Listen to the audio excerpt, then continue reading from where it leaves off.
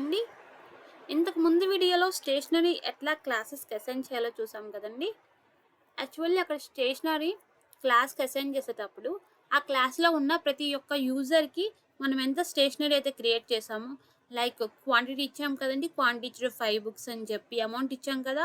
అట్లా ప్రతి ఒక్క యూజర్‌కి ఆ క్వాంటిటీ, ఆ బుక్ యొక్క క్వాంటిటీ, అమౌంట్ అనేది అసైన్ అవుతుందన్నమాట.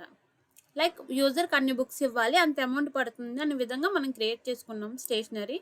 ఇప్పుడు స్టేషనరీ ఫీజ్ అనేది ఎట్లా పే చేయాలో చూద్దాము.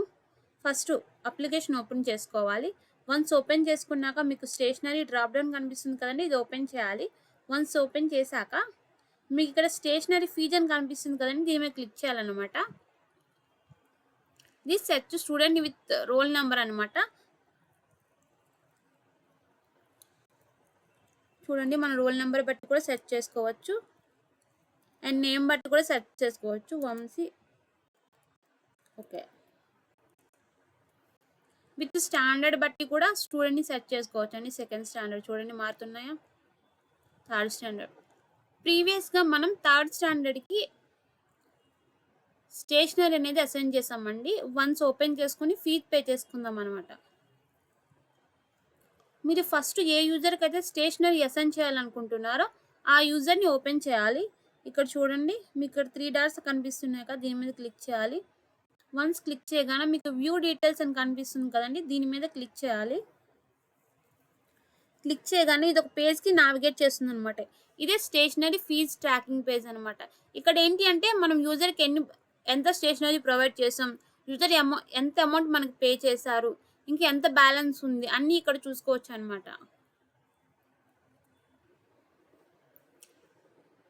సో, ఈ పేజ్‌లో అవి చూడొచ్చు. అంటే ఎంత క్వాంటిటీ మనం ఆ స్టూడెంట్‌కి అసైన్ చేసాము, ఎంత ఇవ్వాలనుకుంటున్నాము, ఎంత అమౌంట్ పే చేశాడు, పెండింగ్ ఉందా, పెండింగ్ బుక్స్ ఏమైనా ఉన్నాయా, ఆ విధంగా చూసుకోవచ్చనమాట. ఫస్ట్ చూడండి, ఇక్కడ మీకు గివెన్ అని కనిపిస్తుంది కదా! ఇక్కడ మీరు ఎంత లైక్ ఆ స్టూడెంట్‌కి ఎన్ని బుక్స్ ఇవ్వాలనుకుంటున్నారో ఇక్కడ అసైన్ చేయాలన్నమాట. ఇగోండి, ఫస్ట్ సెలెక్ట్ క్లిక్ చేసుకోవాలి. వన్స్ క్లిక్ చేసుకున్నాక మీరు ఎన్ని బుక్స్ ఇవ్వాలనుకుంటున్నారో అసైన్ చేసుకోవాలి. 7 ఇవ్వాలనుకుంటున్నాను నేను. స్టేషనరీ ఫీజు అతను ఎంత పే చేశాడు, ఇక్కడ అమౌంట్ ఎంటర్ చేసుకోవాలి. నేను 700 ఇస్తున్నా. వన్స్ ఎంటర్ చేసుకున్నాక మీకు ఇక్కడ పే బటన్ కనిపిస్తుంది కదండి! దీని మీద క్లిక్ చేయాలన్నమాట.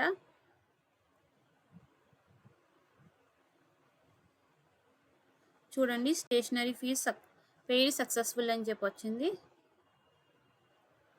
ఇగోండి, అమౌంట్ పే చేసింది, డేటు చూడండి, పెండింగ్ వచ్చింది కదా! మనం 7 ఇచ్చాము, రిమైనింగ్ 3 ఉండాలి. చూడండి, పెండింగ్ అమౌంట్ 3 వచ్చింది. ఈ విధంగా మనం ఒక యూజర్‌కి స్టేషనరీ అనేది ప్రొవైడ్ చేయొచ్చండి.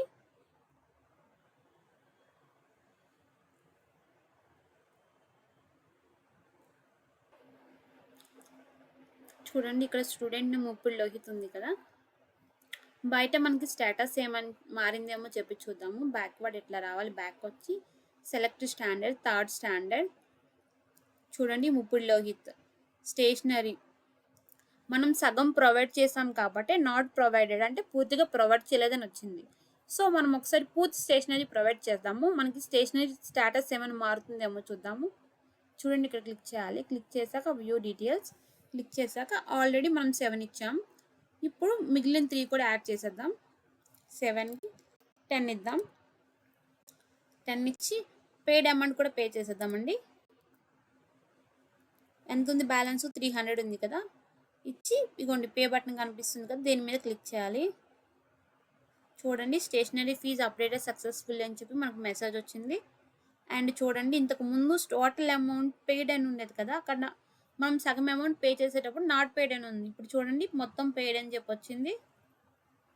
అండ్ చూడండి, అమౌంట్ ఎంత పే చేసామో కూడా వచ్చింది. అండ్ ఇక్కడ పెండింగ్ చూడండి, 0 వచ్చింది. సో ఈ విధంగా మనం ఒక స్టేషనరీ ఫీజ్ అనేది పే చేసుకోవచ్చు స్టూడెంట్ది. అండ్ అతనికి స్టేషనరీ అనేది ప్రొవైడ్ చేసుకోవచ్చు. వన్స్ బయటికి వెళ్ళి స్టేషనరీ యొక్క స్టేటస్ అనేది మారిందో చెక్ చేసుకుందాము.